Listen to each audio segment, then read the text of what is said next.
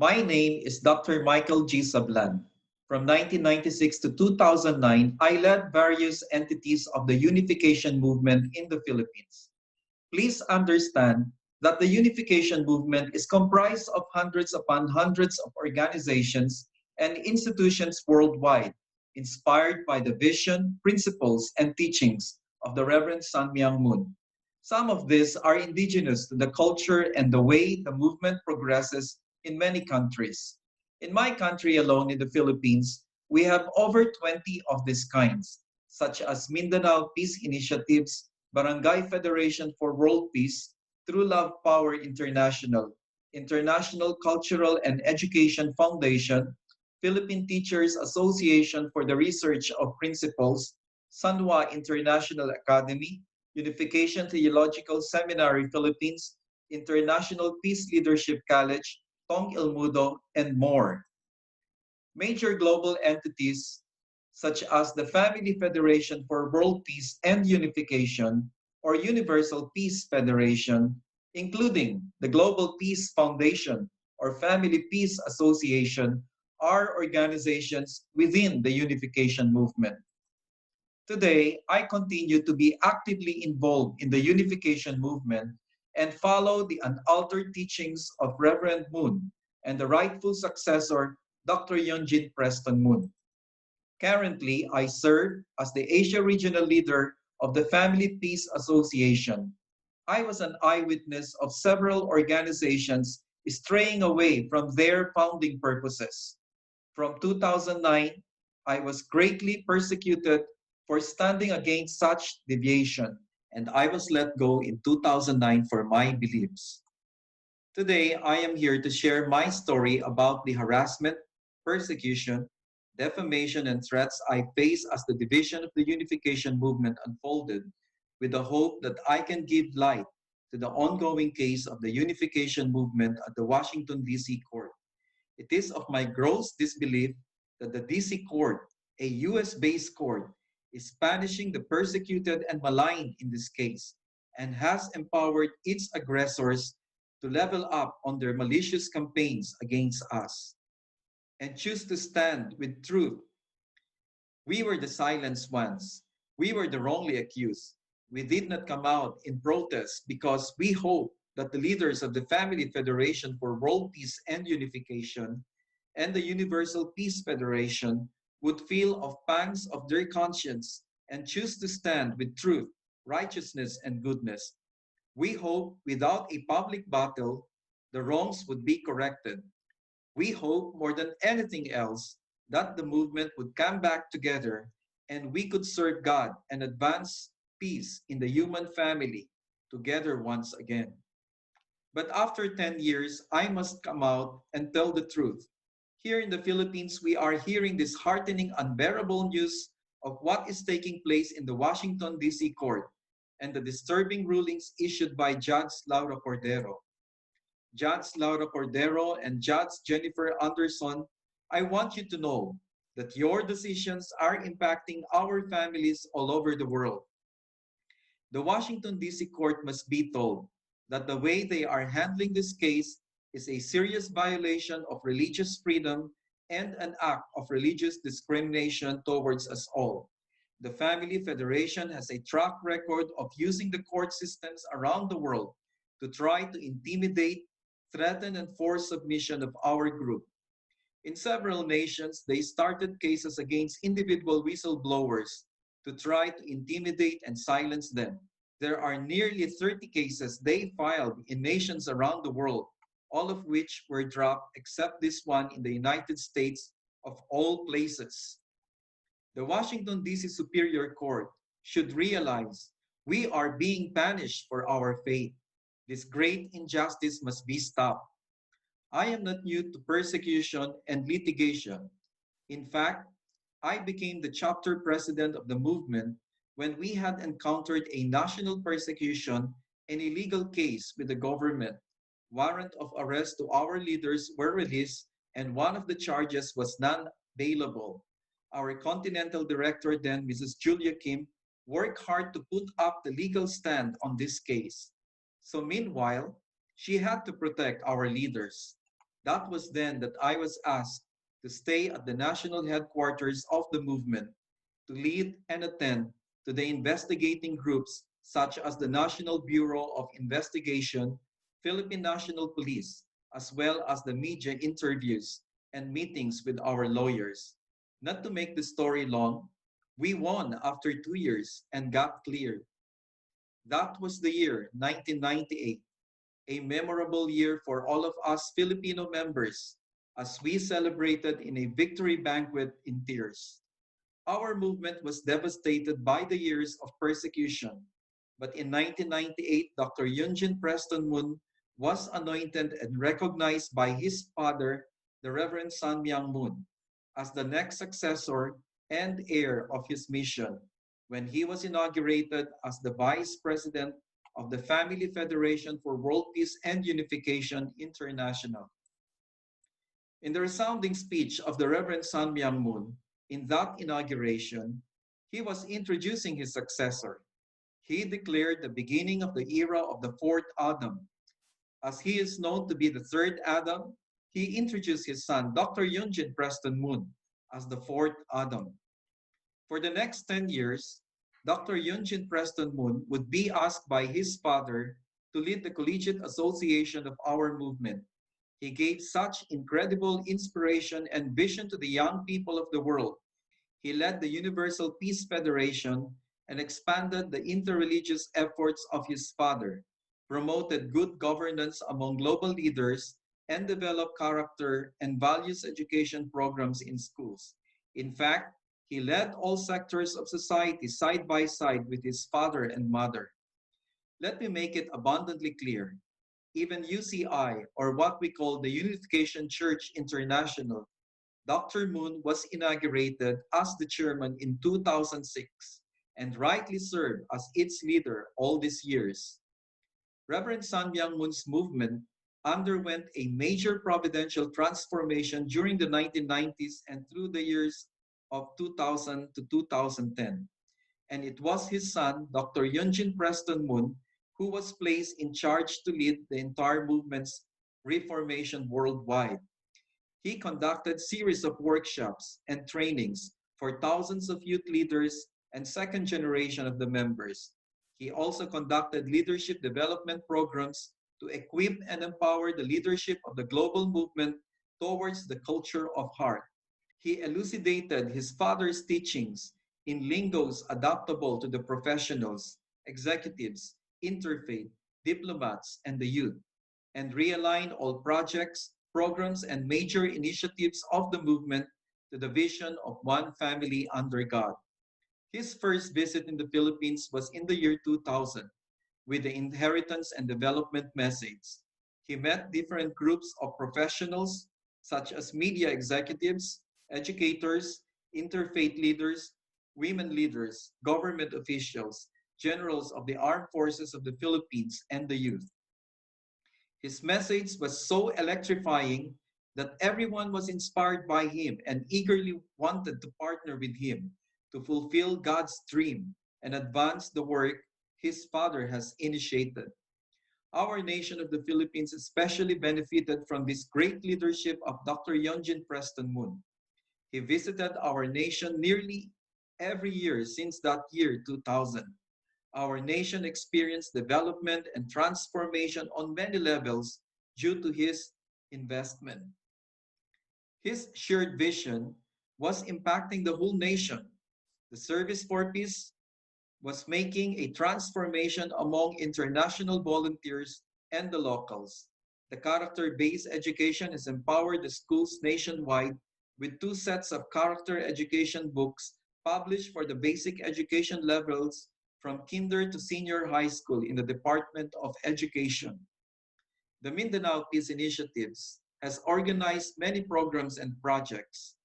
It was making a revolutionary transformation of building peace in Mindanao.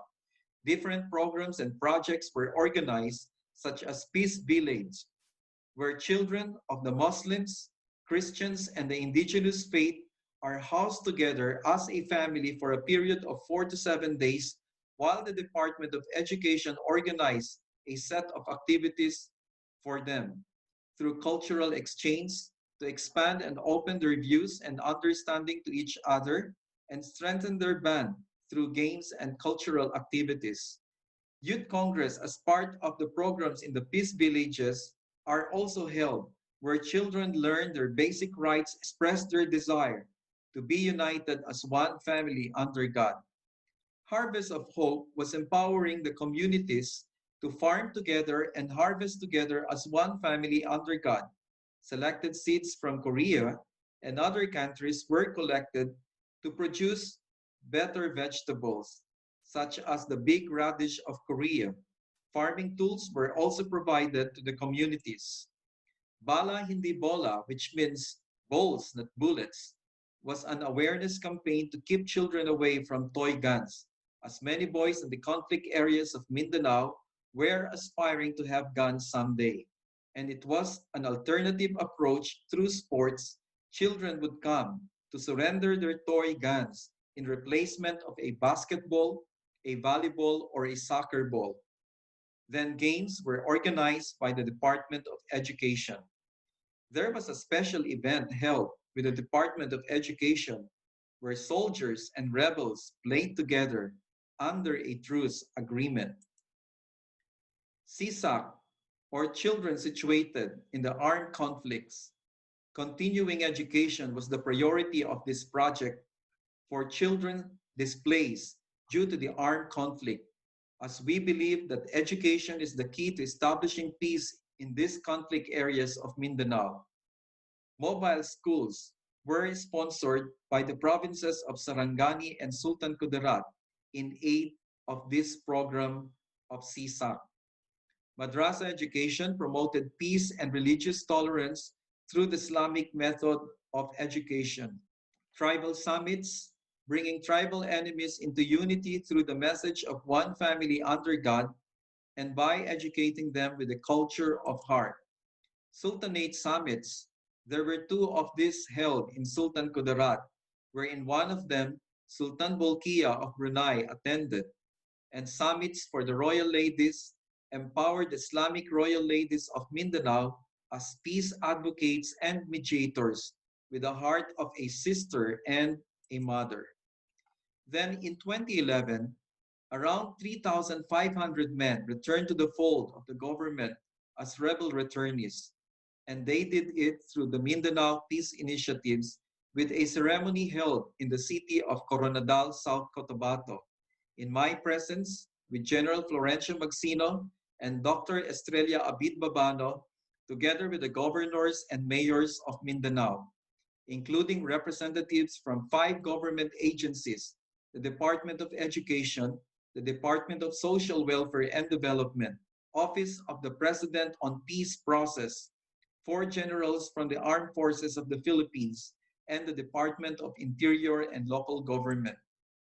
The Philippine Teachers Association for the Research of Principles, or PTAR, held an annual gathering of educators and scholars from around the country and invites from international. This conference, called IPEC, it stands for International Professors and Educators Conference, introducing the culture of heart in the nation and the world. In 2001, the theme of IPEC was introducing the culture of heart in the Philippine system of education. In 2002, the theme was the culture of heart as a foundation for social cohesion. In 2003, the theme was institutionalizing the culture of heart in the system of education. Thousands of teachers and school administrators attended the conferences and have started adopting the textbooks on values education, discovering the real me. World CARP workshops on the culture of heart in more than 100 colleges and universities nationwide were conducted continuously. The Youth Federation for World Peace has developed a powerful network of young leaders of the government and civil societies. The True Love Power International, or TLPI, is an organization of high school students and elementary pupils, which is similar to Scouting, but this one promotes character education through service, the culture of heart, purity of the heart, and sexual integrity.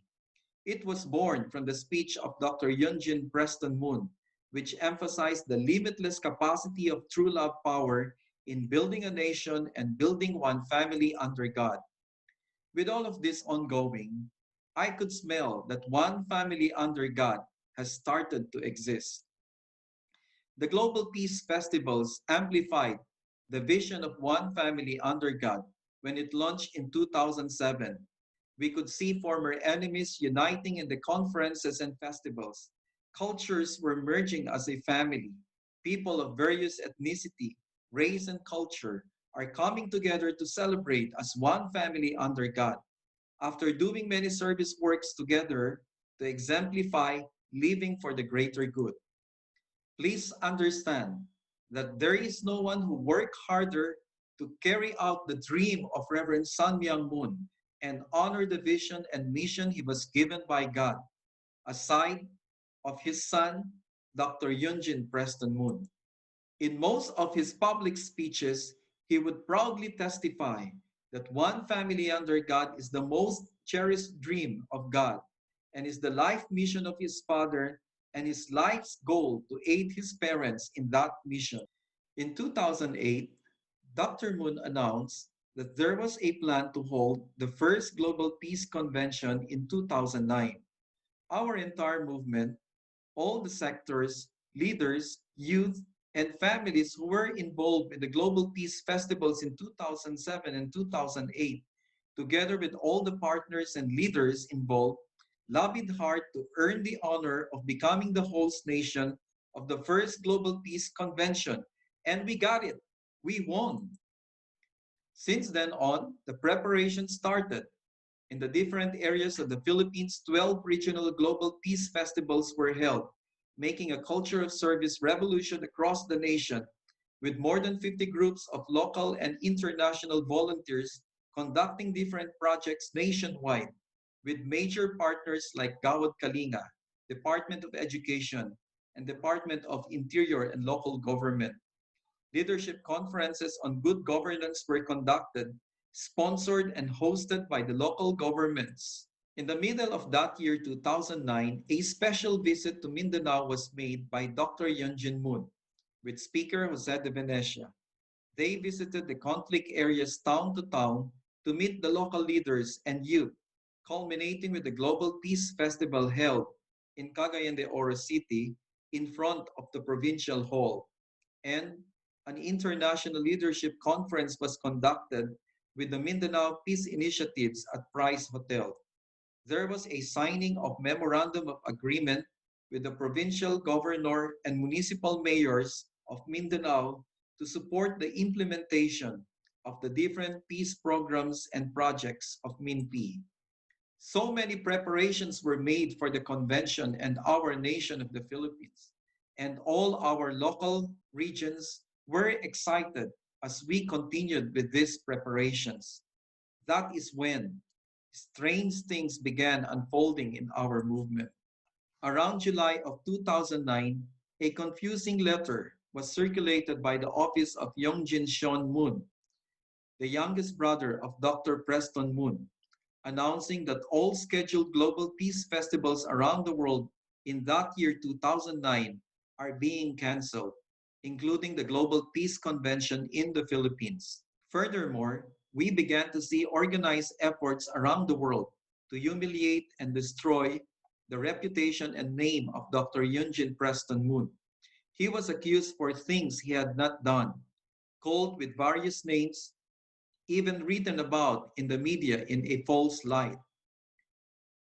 I inquired to the office led by Dr. Moon if the Global Peace Convention in the Philippines had truly been canceled, but I was told that nothing has changed and the convention will take place as planned. As the schedules of the events for Asia were nearing, more and more pressures were coming from the office of the youngest brother. Perhaps he and others around Sean Moon were scheming to remove his elder brother from being the heir of their father and wanted this title for himself. Leaders from Asia consulted Dr. Yunjin Preston Moon about the Global Peace Festival in Taiwan. We knew the Taiwan chapter could not afford to cancel, because the national president himself, His Excellency Ma, was the host. He encouraged us to be steadfast to our vision and mission and not to be affected by the ongoing challenges on his role as the heir by his siblings. Dr. Young at the time determined and was even shouting that he would be bold and strong and would do his best to convince the younger siblings to let the activities progress. We all witnessed this strong pledge of support by Dr. Young, who served at the time as the Asian Continental Director of the Unification Movement. October of 2009, the Global Peace Festival in Taipei, Taiwan, hosted by President Ma Ying-jeou, gathering 30,000 people at the Grand Square in front of the National Chiang Kai-shek Cultural Center, a hall dedicated to the founding father of Taiwan. It was an amazing event that broke the national mourning due to the massive flooding and erosion that devastated the livelihood of many people, a calamity caused by the monsoon rain. It was so clear that the Global Peace Festival had impact in each nation and brought that hope, inspiration, and the vision of peace to its people and its leaders. Despite of this, Dr. Chung Shik-yong gathered all the Asian leaders and announced that he was canceling the Global Peace Convention in Manila. He was specifically picking on me and shouting repeatedly, "You have to stop the Global Peace Convention in the Philippines. Do you understand? Cancel everything." Very shocked and surprised, I told him, "Dr. Yong, I do not understand you. Please, let all the leaders go and let's talk." After the Asian leaders left the room, I asked him of why he was acting as such. He told me then that when he went to Korea after consulting with Dr. Yunjin Preston Moon in Seattle, he was instead brought by Mr. Peter Kim and the two brothers Kook-jin and Young-jin to Reverend Moon, who was in his vulnerable states and most of the time was not aware of what was happening around. He was then made to pledge in front of him to cancel the Global Peace Convention in Manila. Hearing this from Dr. Young, I explained to him that the damage this would cause to the movement would be too great if we would cancel all the preparations that had already been made. Then I told him that I will resign as the national leader of the Philippines because I would not follow such direction. He rejected my resignation and asked me to hold on. However, back in the Philippines, he demanded from me to report as early as 5 o'clock in the morning in his house and had to follow his full day schedule of simply staying in his house, golfing, shopping, and meeting with members. I realized then that this was a mere ploy to keep me away from the things that I needed to work on for the convention. For the second time, I asked him to accept my resignation, which he denied again. In the middle of November 2009, Dr. Young left for Nepal. I used that opportunity to call for a Philippine national leaders meeting. I felt it was about time for them to know that there was an ongoing problem. After that meeting, the leaders decided to support the Global Peace Convention. The secretary of Dr. Young, who was in the meeting, reported to Dr. Young of what was happening. I was put on the phone with him. He was screaming at the top of his voice and telling me that he is the continental director and I must follow him. I shouted back saying that I will not follow something that will destroy the movement in the Philippines. Immediately next day, he came back and met all the leaders. This time, he exploded, shouting that Yunjinim is a terrible, bad son, and that we must not follow him, that he is an addict in speaking in huge crowd, a power grabber, and a stealer of the assets of his parents. I was totally shocked and told him that he was a liar. In the middle of that meeting, he suddenly took away my two cell phones and beeper. I was very suppressed with his actions and words and cried out that I needed to pray and meditate. Right there, tickets were ready for me to fly to Korea and stay in Chongpyeong Training Center. Without eating breakfast or preparing myself, I was ushered to the van and sent to the airport to catch the afternoon flight. I arrived in Korea by midnight, and I was suffering from high fever. I had to find a place to stay overnight in that outskirts 30 minutes drive to the training center. Suffering from a high fever alone, I did not have the strength to travel to the training center until 2 days. By the time I arrived in the training center, a staff welcomed me and told me that Peter Kim kept on coming back looking for me. Then I was told I have a schedule to meet Reverend Moon. Right there, I knew that they were preparing to abduct me and force me to pledge loyalty to the two younger brothers' will, as what they did to Dr. Yong. When I got the chance, I hid myself in one of the big steel cabinets at the basement, as I heard the staffs looking for me until it was late at night when it was already quiet and people were asleep. I went out, left the place, and went back to the hotel. Uncertain of any possibility, I just stayed quietly in the hotel and managed later on to go back to the Philippines a week before the holding of the event. In December 2009, a week before the Global Peace Convention, back in Manila, a contact prepared a staying place for me. From there, I did my job of calling the VIPs, organizing for the local delegates, and working with partners.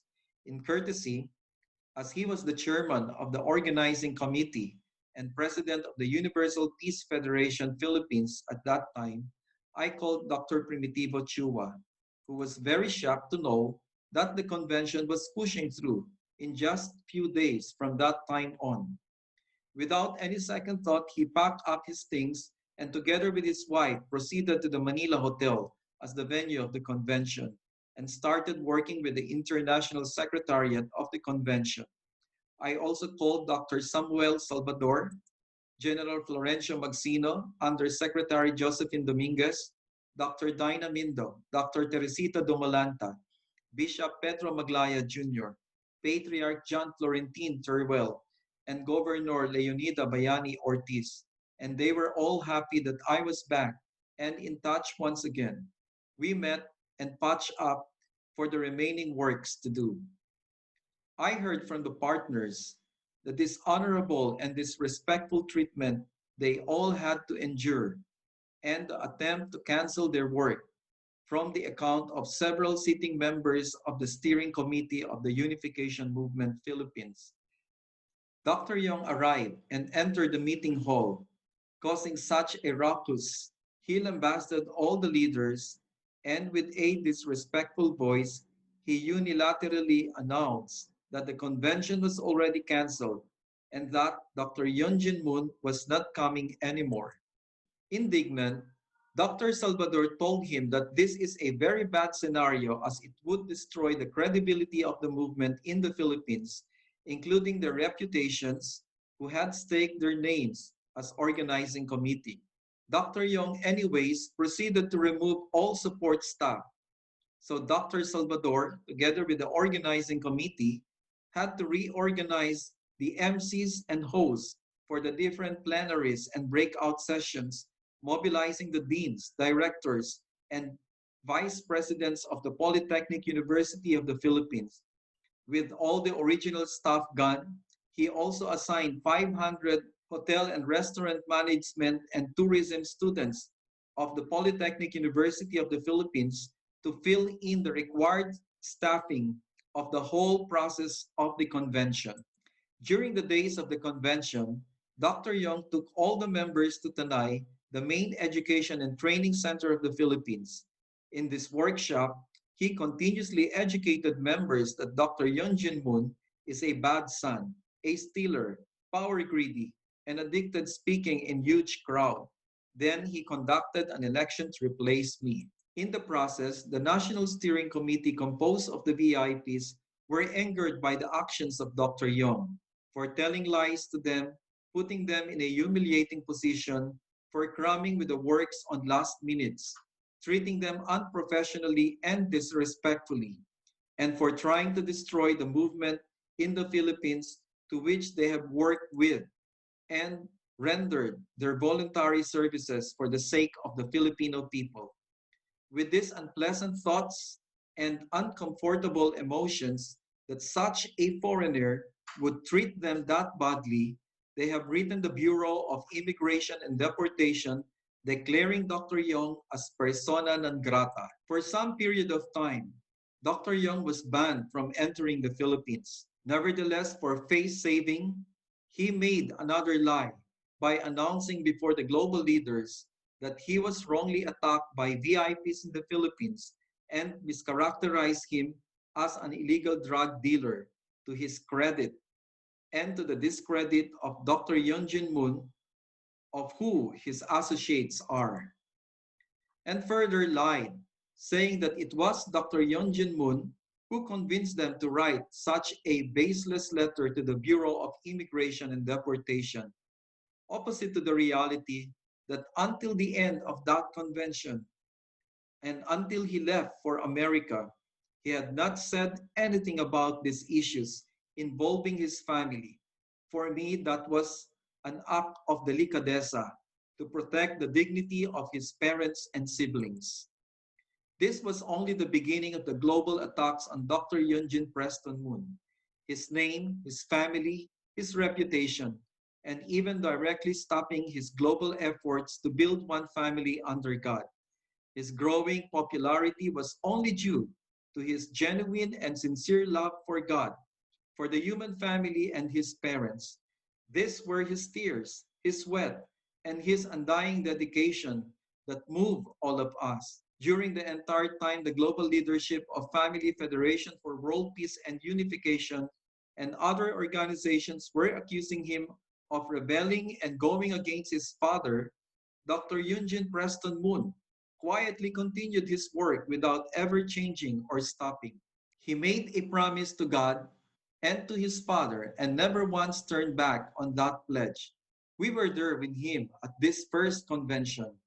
Not once did he utter any words against his father. In fact, he only expressed the deepest love, respect, and honor for his father.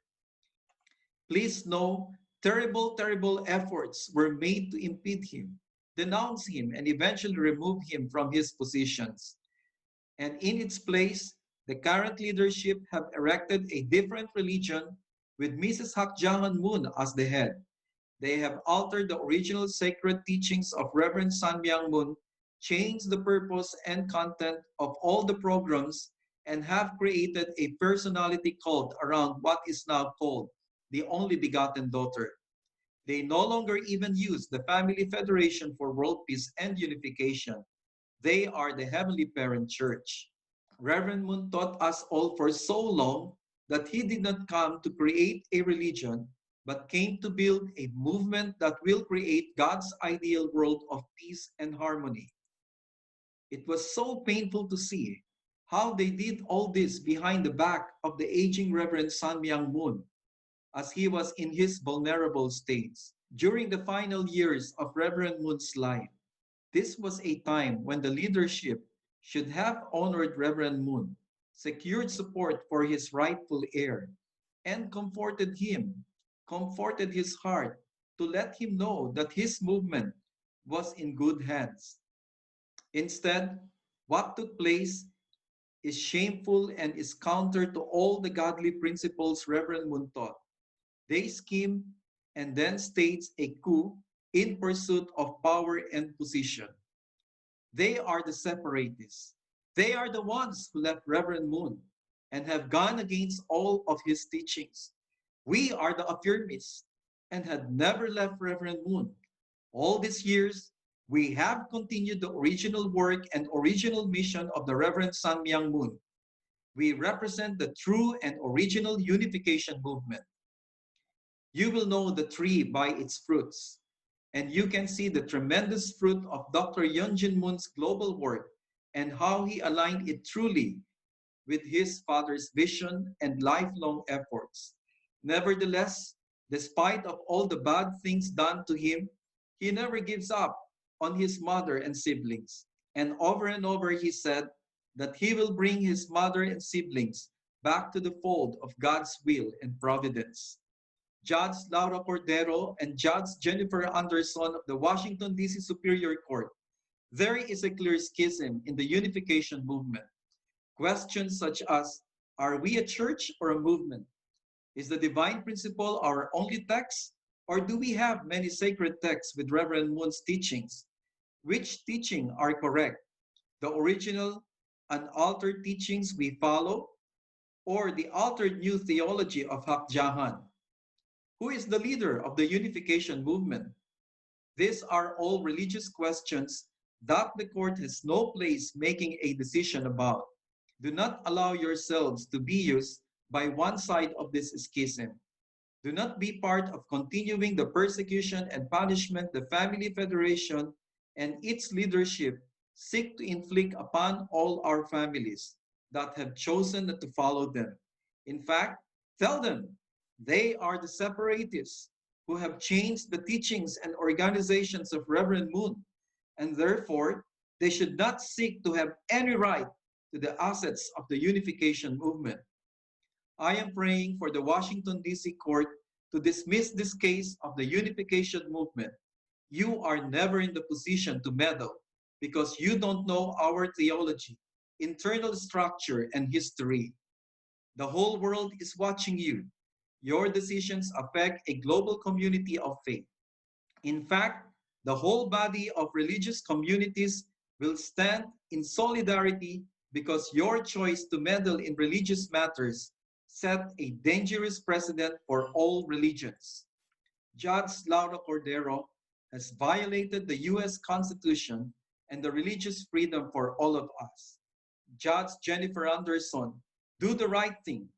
Go with the original ruling that this is a matter of religious abstention. And please dismiss this case. Thank you very much.